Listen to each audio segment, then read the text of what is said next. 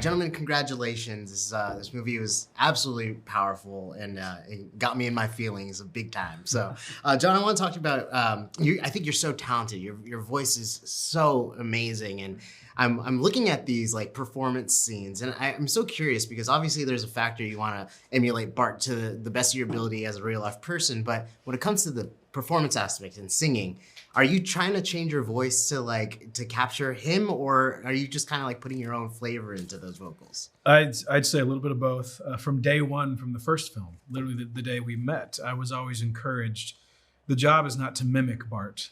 The job is to, what's the phrase that Andy always uses, like the silhouette or the impression of Bart. It's not a portrait, it's brushstrokes. Yeah, and as far as the performance goes, I've done everything from opera to Broadway to pop stuff. So it's not so much an adjustment to try and sound like Bart. It's more of the adjustment to the style. And both times we recorded the songs for each film, Bart is literally this far away from me in a recording studio, pushing buttons, pushing real buttons. But that's so helpful. And we literally just start blending together, and it's so fun to be able to do that. It's effective, I'll say that. Sammy, I want to talk about, there's a really lovely kind of scene where 20 questions is happening.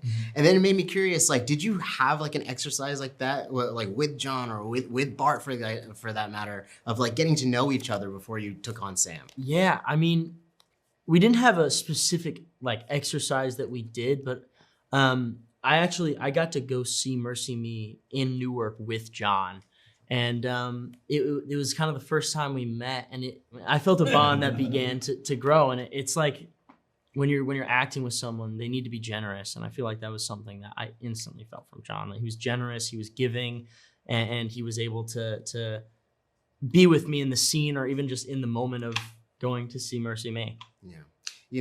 Bart, I want to talk about, in the first film, there's this theme of like being vulnerable. That's where your art actually is going to derive from, right? And then, and in this film, you get quite vulnerable with the story of like becoming a father and managing kind of the expectations you have of yourself. And for better or for worse, I know I'm the best and worst parts of my parents, right? Yeah. And there's a line in here that says, "I think God gave our kid the wrong dad."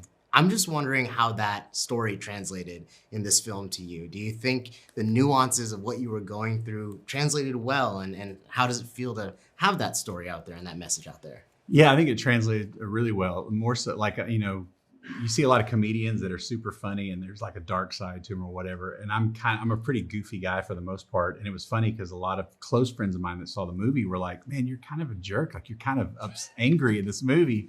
I was like, it's probably the most honest thing because like I tend to hide that when I'm around a lot of people, and unfortunately my family will see when I'm really struggling.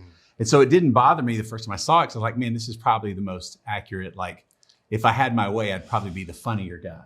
But it was like, this is how it really was. And so it didn't bother me. In fact, I think it was kind of important to kind of show that there's this struggle even in the height of our success. And yeah, in that moment when I think they gave Bart the wrong dad, I don't know how many times I've said that in real life and it's always these moments, like one of the most important scenes to me is when Bart's giving Sam the shot for the first time and he says, "You're hurting me."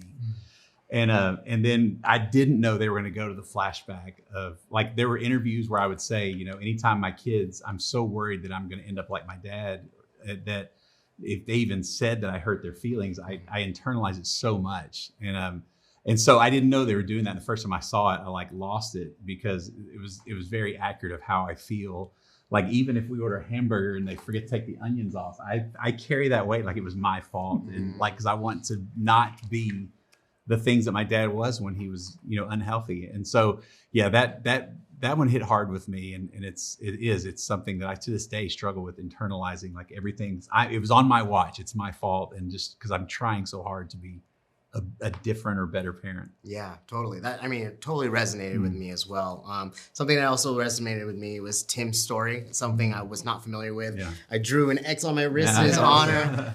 It was cool. Him, Milo, and I were like, yeah, matching. That's awesome. That said, there's this scene at the end at the Red Rocks, and it's quite emotional for me. You're up on stage, and I feel like my face was Milo's face. I was just like, I was like an absolute mess. But can you speak to like that, the power of music like that? Because I think even for a non-faith-based audience, you see a scene like that, you feel it. It's like a physical kind of reaction. You're a musician yourself. What can you speak to like how your message has spread and why music is the perfect vessel for that?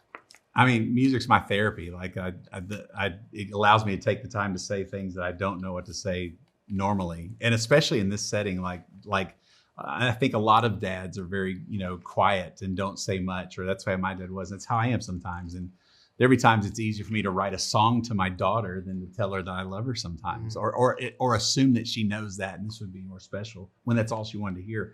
And so it's very important to me, like what music does for people, where it takes you, what it takes you from, and it's been what I've used for my entire life to say things that I have a hard time saying in front of people. Like I said, it's a powerful film. I do have to wrap, but congratulations. Thank you guys very all. much. I think a lot of people are going to be touched by this one. I hope so. Amazing.